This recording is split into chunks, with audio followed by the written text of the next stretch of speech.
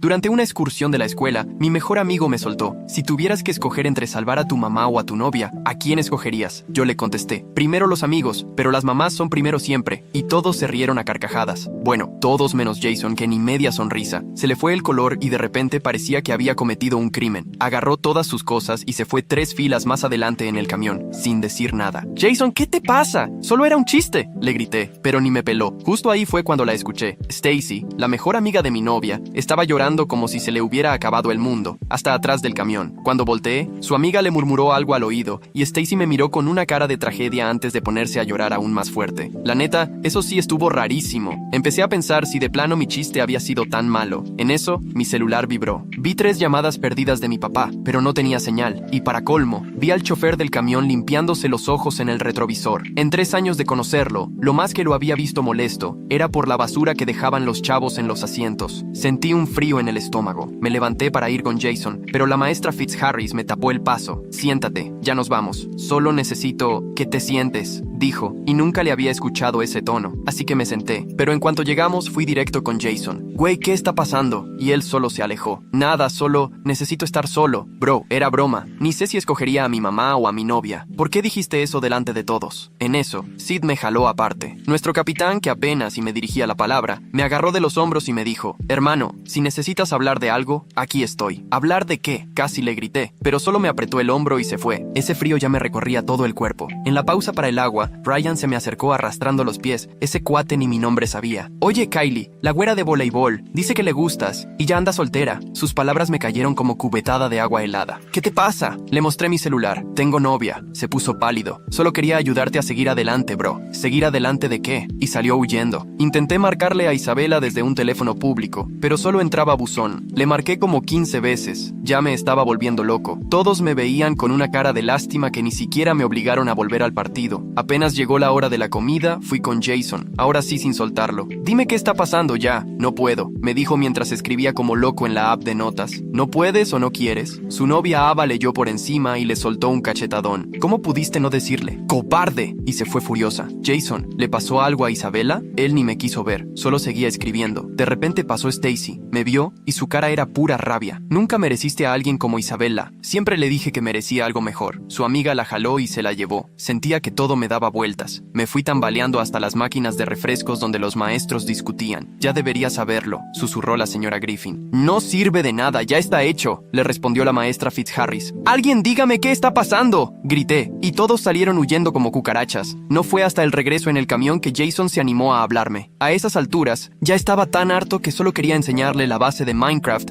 en la que había estado trabajando. Faltaban como 10 minutos para llegar cuando apagué el celular. Jason, le hablé con una calma que hasta a mí me dio miedo. ¿Qué está pasando? Empezó a llorar. No te puedo decir ahorita, pero tranquilo, nadie se murió ni nada, todos están bien. Le creí y regresé al Minecraft. Apenas me bajé del camión, mi papá casi me avienta al coche. ¿Qué pasó, papá? No dijo nada, solo empezó a manejar como loco. Cuando llegamos al hospital, vi el lobby lleno de la familia de Isabela, todos vestidos de negro. Apenas crucé miradas con su mamá, se me fue encima gritando: ¡tú la escogiste a ella en vez de a mi hija! Su esposo la tuvo que detener mientras seguía gritando: ¡ella te amaba! ¡Confiaba en ti! Traté de detener a mi papá. ¿Qué le pasó a Isabela? Pero él solo me jaló directo a terapia intensiva. Vamos, acompáñame. Sentí que el corazón se me caía cuando vi a mi mamá en el cuarto 491, inconsciente, llena de cables y tubos. Viva, pero apenas. Hubo un accidente esta mañana antes de tu viaje. Un borracho se les fue de frente. ¿Celés? Isabela iba en el coche con tu mamá y tú tomaste tu decisión. Me agarré de la cama para no caerme. Isabela ya no está, hijo. Todo por tu culpa. Las piernas se me doblaron y tuve que aferrarme a la cama para no venirme abajo. Las máquinas no dejaban de sonar y sentía que me gritaban. Las palabras de mi papá me taladraban la cabeza, pero nada tenía sentido. ¿Cómo se suponía que yo había elegido algo si ni siquiera estuve ahí? Mi papá trató de ponerme la mano en el hombro, pero me aparté tan fuerte que casi me caigo. ¿Cómo que yo tomé una decisión? Apenas podía hablar. Él solo se quedó ahí, con la cara dura pero las manos temblando. La tomaste con ese chiste en el camión. Dijo eso sin emoción, como vacío. Todo me daba vueltas y tuve que agarrarme de la silla. En eso entró una enfermera con uniforme azul. Su gafete decía Melissa Curry y tenía esa voz suave de las enfermeras cuando las cosas están mal. La visita se termina en 10 minutos. Nos miró Miró a los dos y agregó: hay consejería familiar en el tercer piso si quieren hablar con alguien. Mi papá apenas le hizo una seña para que se fuera. Yo ya solo escuchaba zumbidos. Me senté junto a la cama de mi mamá y le tomé la mano. No me voy a ir, le solté, más duro de lo que quería. Melissa se sintió incómoda y salió. Al poco rato llegó un guardia grandote, con cara de buena gente y un gafete que decía Tyler Hudson. Sé que esto está cañón, hijo, me dijo, poniéndome la mano en el hombro con cuidado. Yo perdí a mi esposa hace 2 años, te entiendo. Me ayudó a levantarme aunque sentía las piernas como gelatina. Puedes regresar mañana temprano, te lo prometo.